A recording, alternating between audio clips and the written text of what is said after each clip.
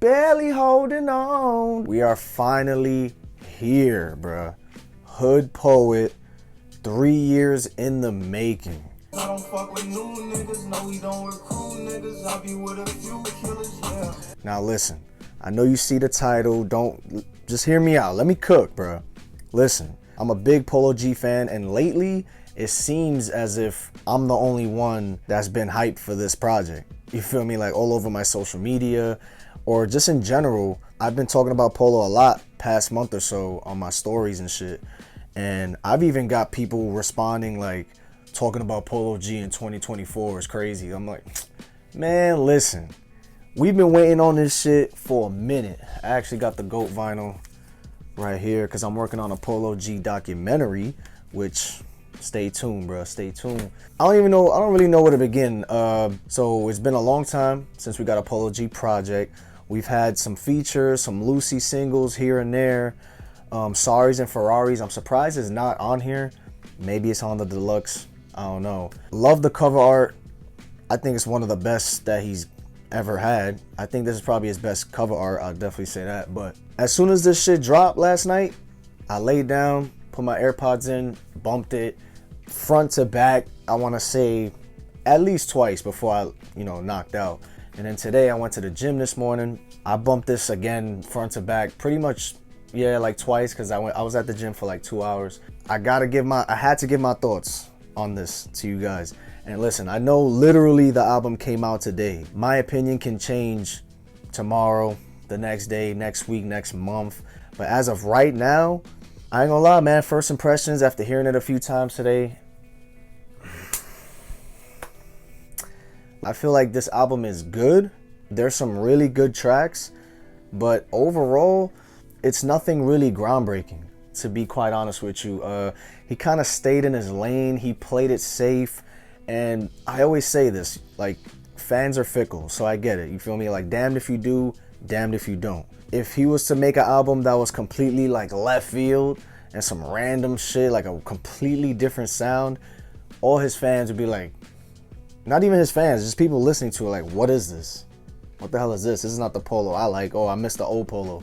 But then when he makes songs that, like typical Polo G songs, then people are like, oh, same old shit. You feel me? Every song sounds the same, blah, blah, blah, piano G, whatever. We've heard all that. But I feel like for this project, I don't know, man. Like, I feel like I'm forcing myself to love it, but there isn't really a song other than, look, Angels in the Sky.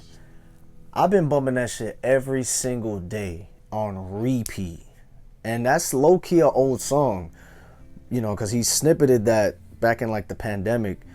But that shit is so hard, bro. Like, I feel like that's the only song though that made me wanna like on repeat, like, yo, run that shit the fuck back. I mean, there are a few songs that I played again multiple times, don't get me wrong, but Angels in the Sky is hands down, in my opinion, the best song on this project. But I feel like we've already experienced this Polo before. We've already experienced this style. We kind of already got peak Polo years ago. So it's like, how much more Polo can we get that we haven't already heard, in a sense? That's kind of how I felt about like Lil Durk these past few years. I've been a Durk fan since fucking 2012. So like, I've heard it all. Like, all the Durk songs that he could possibly make, I feel like I've heard it all. You feel me? So that's why when like any new Durk project that comes out nowadays is like, all right, it's pretty much more of the same. But with this project, it's like, typical Polo G beats. We didn't really get too much out of the ordinary, nothing too crazy, nothing too special. But his pen game is still there. His pen game, though, is definitely still here. Some really good lyricism. It does feel that Hood Poet acronym. I feel it. Like, I feel like he poured his heart onto this. I'm not saying that he ain't really tried, nothing like that. It definitely feels heartfelt, but still at the end of the day, it's nothing that we haven't already heard, in a sense. Like, songs like Detox, I feel like I've heard that song already. Good track though, don't get me wrong. But I feel like that type of song, I don't know what song I'm thinking of, but I feel like I've heard it. Thorns, fire track. I like that song, but again, it's like, it's good. You feel me? Like, it didn't really like rock my socks like that. I feel like there's not too much variety on here. The features, they're all good. Offset's verse. See, that's a different kind of beat, low key. That is not so piano-y. Offset bodied that shit. But some of them are just like, leaves a little more to be desired. Like Kid Leroy's verse, fire, right? The shit just ends like so quick. Like, bro, I feel like I wish he would have just kept going. Like, the shit was hard. Future's verse, fire.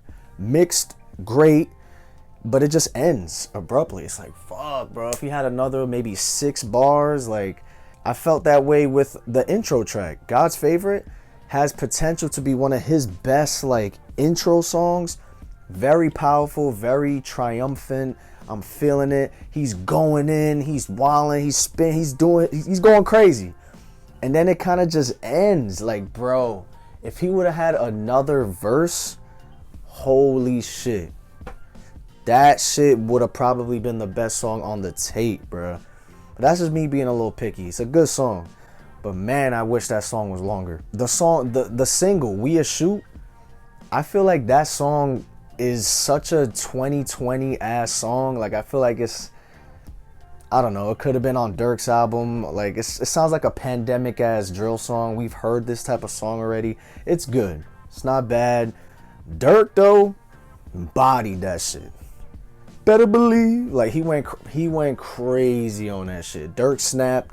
Polo did his thing on the chorus too, but I feel like it's an okay song. Like, it's nothing too crazy. It's nothing extraordinary, really. Distraction, bro, we heard that shit 3 years ago. So I kind of skipped that song. Good song, though. You feel me? That's kind of the overall theme. Like, it's good, but it's like, damn, bro, I heard that already. We got to talk about this Glorilla track. What is this beat? I got to play this shit, bro. Bro, low-key, I feel like I could have made that beat, bro. I'm not even lying. I don't make beats. What is that? That's like an elementary school-ass beat. They have good chemistry on this song, and this might be a personal thing. In my opinion, I've never really been a fan of, like, sexualized-ass songs where they talk about fucking and shit like that. Like, I don't know. It's just like cringe. Like, I don't want to envision that. When rappers be talking about they dick so much, pause, and like she talking about what she said, dick so good, I wish I could put it in my purse and take it with me. That's funny. But it's alright. The song is alright, but I could have dealt without this track.